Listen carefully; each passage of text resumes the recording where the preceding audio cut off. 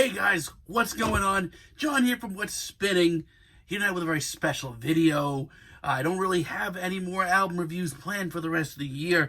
The year's kind of wrapped up as far as new releases, as far as I'm concerned. But I do have a couple of last videos I want to shoot before this year is out. First off, tonight, I have my top 50 singles of the year. Keep in mind, as always, this is just my opinion. You may like some of these, you may not have been nearly as into them. These are the ones that meant the most to me this past year. So, for the most part, I'm going to breeze through the first half of the list. In the second half, I might slow things down, talk a little bit more about these singles. Without further ado, let's get into them. At number 50, we have Chat Room by Charlie Bliss. At number 49, we have Injury Reserve with Jailbreak the Tesla. At number 48, we have Ty Segall with Radio. And at number 47, I can't believe I'm saying this in 2019, it's Slipknot with Unsainted. At number 46, it's Sacred Pause with The Conversation.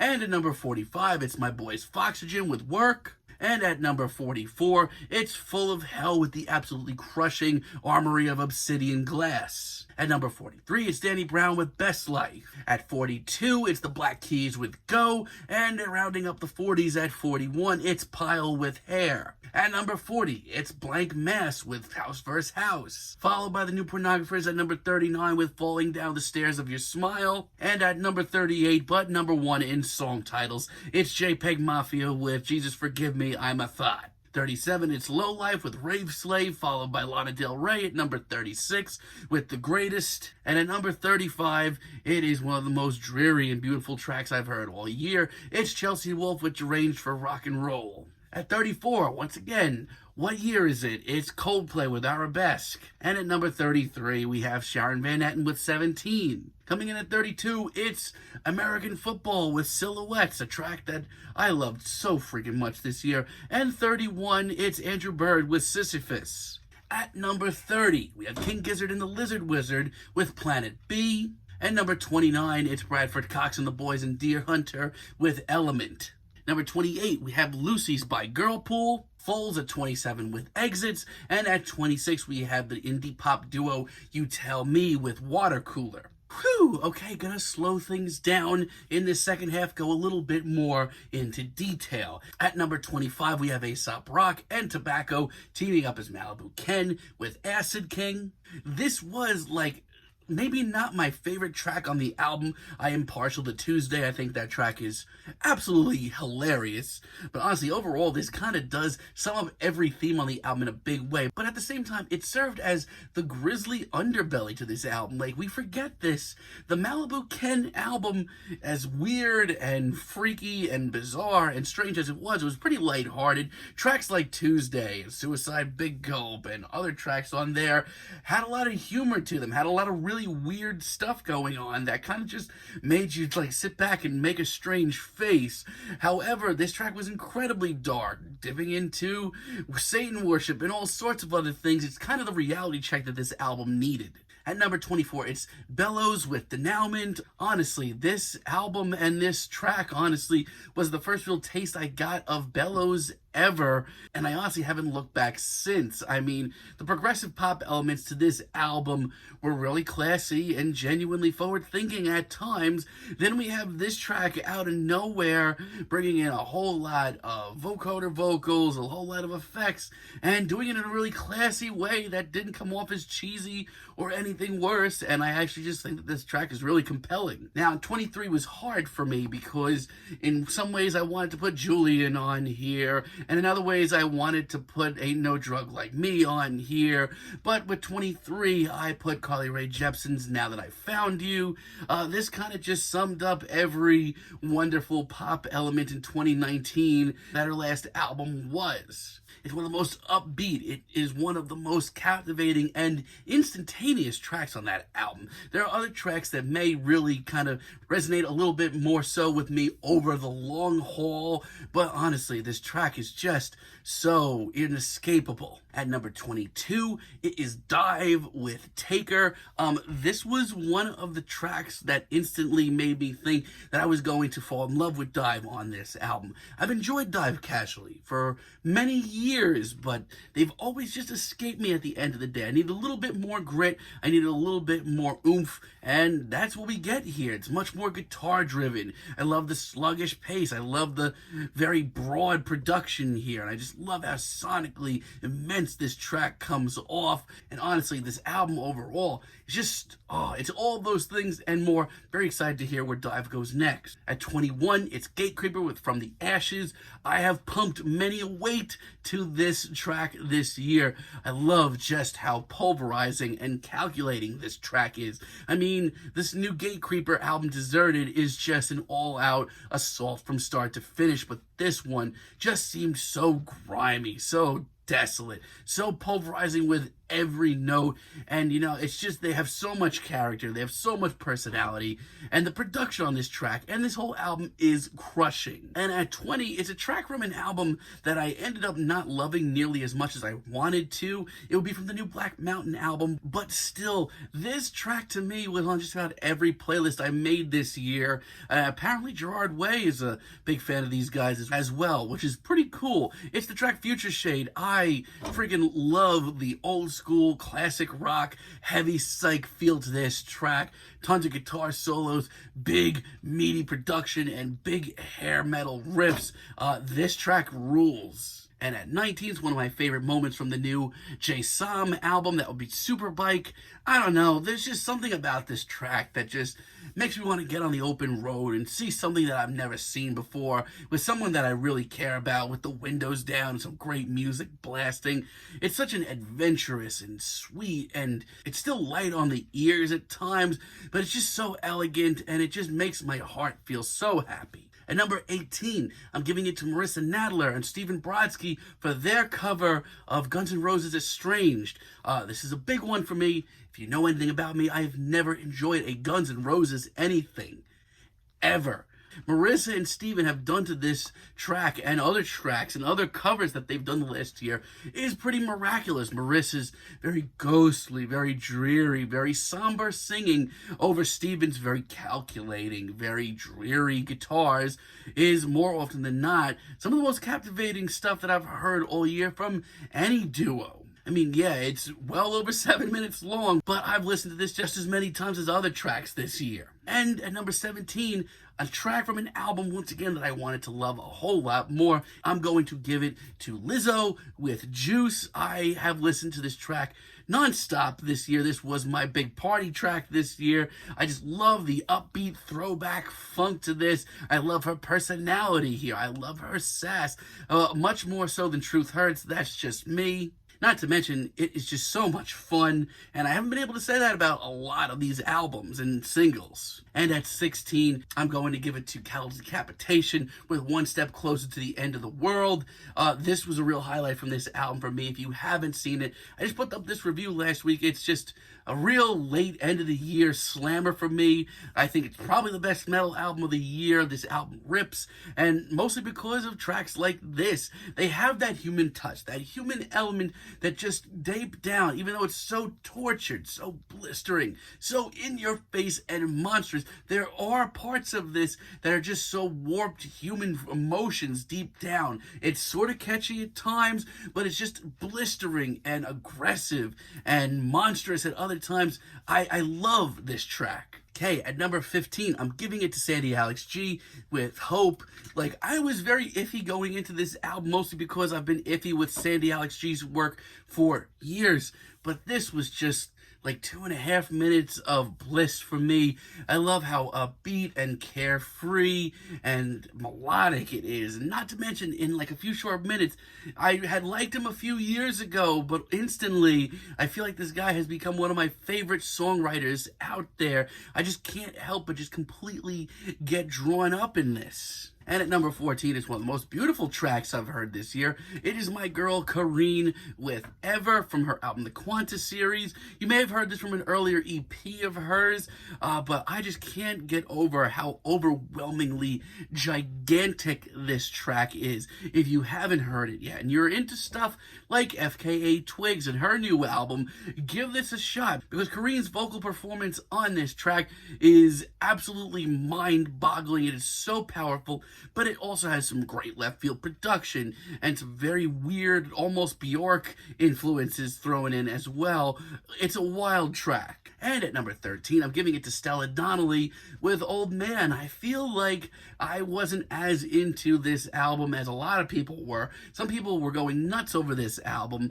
I didn't get it for the most part, but with Old Man, I did get it. And every time I got bored of this track, something else about this track drew me back in, whether it be Stella's very innocent sounding performance that had a serious bite to it at the end of the day, or just how damn catchy it is, or just the message of this track that needs to be heard by everyone in 2019. It's one of the most important tracks that I've heard all year.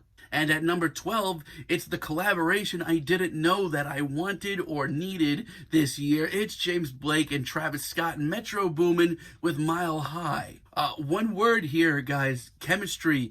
I didn't think that I would say that with these three, but they sound friggin' awesome together.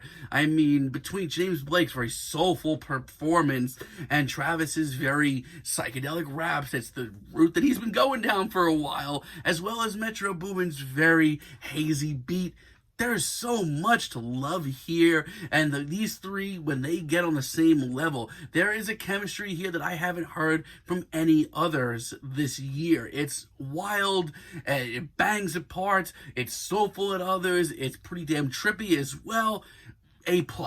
And at number 11, it's FKA Twigs with Sad Day, one of the most emotional art pop tracks I've heard all year. There's almost a very Sophie quality to this track, but for me, this is the single that really stood out to me the most on Magdalene. No, not Cellophane. No, not the one with Future. No, this one actually stuck out the most, just because it's such an alien album. It's such an otherworldly album, but here, for a few short minutes, FKA Twigs sounds like all of us. All right, top 10. We're here, guys. At 10, it's Little Simz with Offense. Little Simz, her album this year, Gray Area, one of my favorite of the year. This is the track that really set it off in a big way for me. If I didn't hear this track, I would have had no interest in checking out anything else on this album. The super classy, jazzy beat is brilliant and totally right up my alley. And her performance is just so fiery, so commanding, so urgent that I had no choice but to listen to the rest of this album. I couldn't stop listening to it. It's short, it's sweet, it is colorful, it is in your face, and one of the best rap tracks, if not the best rap track, I've heard all year. At number 9, it's Miss Jessica Pratt with the folk song that I listened to the most this year, with Polly Blue. I've always been very iffy on Jessica's music. Her voice takes a while to get used to, it really does. But this track, the minute I heard it, I couldn't help but just have this big, goofy smile on my face and just feel so warm in my heart. It is absolutely beautiful. It's so short, too. It's like a 2-minute track, but it's so captivating, and her very gentle, very singer-songwriter, old-school 70s vibe to it is just so classy. Not to mention, it comes dead center of this collection of very angelic folk tracks that was her album, Quiet Signs. I've got nothing bad to say here. And at number 8, it's the track that literally stopped me in my tracks this year. The first time I heard it, I had to pause it, take a walk around, and really question what it was that I was listening to. It is Angel Olsen with Lark. One of the most overpowering tracks that I've heard all year. I mean, she's another artist that took me a long time to really wrap my head around. But now that I've gotten into her, hearing this track was flooring. Like, I absolutely fell out of my seat with the gigantic orchestrations and her performance, which is one of the greatest vocal performances I've heard all year. Just go out and listen to this. All right, at number 7, It's Freddie Gibbs and Madlib with Crime Pays. This track hyped me up to no extent. I heard a couple of tracks leading up to the Bandana Project that worried me a little bit. But then this came out, and this is everything that I've wanted to hear from Freddie and Madlib since the release of Pinata years ago. I mean, Freddie sounds like a damn killer, like a calculated killer on this track, and Madlib's very dusty, very old school beat with this freaking great soul sample halfway through is awesome. It's classy, but it's also hard hitting. It is just the perfect track from Freddie and Madlib. And at number 6, a track that I just couldn't escape at all as well. It is Miss Natalie Merring, aka Wise Blood, with Every Day. This was an album that, once again, I kind of wish I liked more than I did. But my God, this single and the absolute blast of a music video that came along with it. If you haven't seen it, go check it out. Is one of the best moments in indie pop and baroque pop that I've heard all year. Natalie's performance on this track is otherworldly. It is just so whimsical and just so in love. And it's just so gorgeous. And the instrumentations are just so...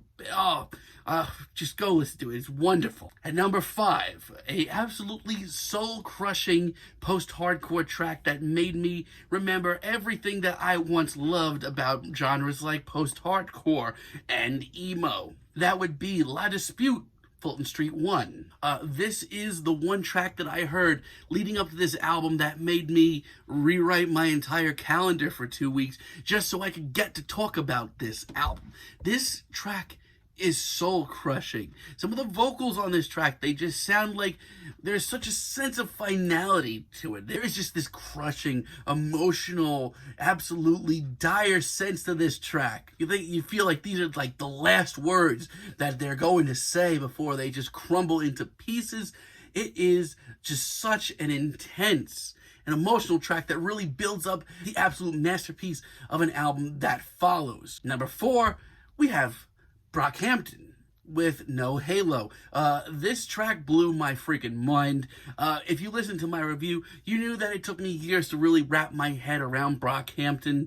Honestly, though, this track really showed me that I have nothing to fear going forward whatsoever.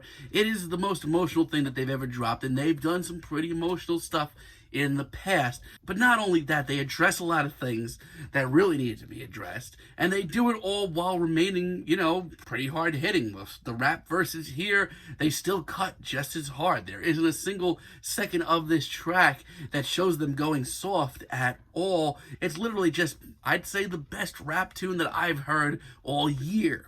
At number 3, we have Miss Charli XCX and Christine and the Queens with Gone. I'm just going to come out and say it.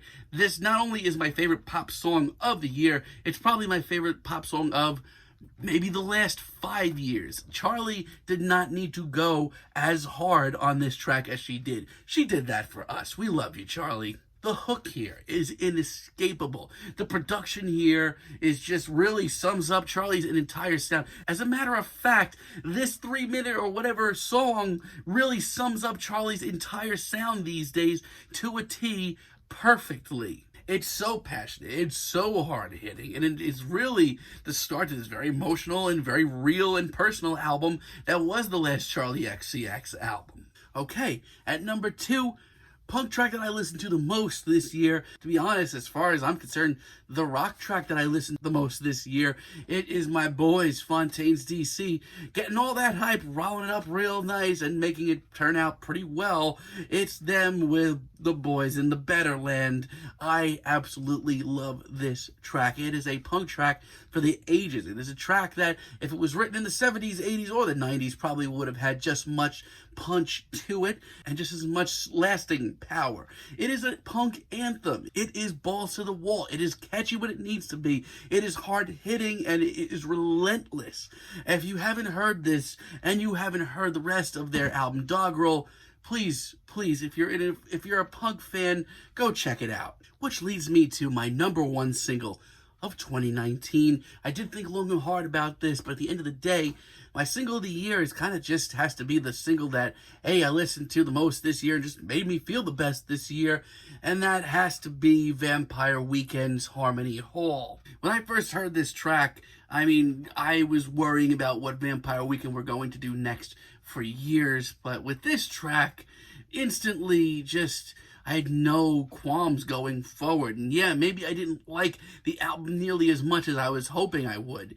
This is one of the most glorious, epic, and grandiose tracks that they've ever written. Yeah, it borrows some lyrics from stuff that they did on Modern Vampires of the City.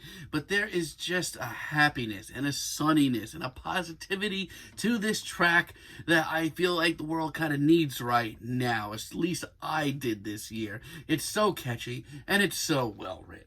So there you have it, my top 50 singles of the year. I would love to hear some of your thoughts on some of your favorite singles of the year. Let me know down below what you enjoyed listening to the most this year. And of course, stay tuned in a day or so for my top 20 albums of the year countdown. And until next time, have a great day, guys.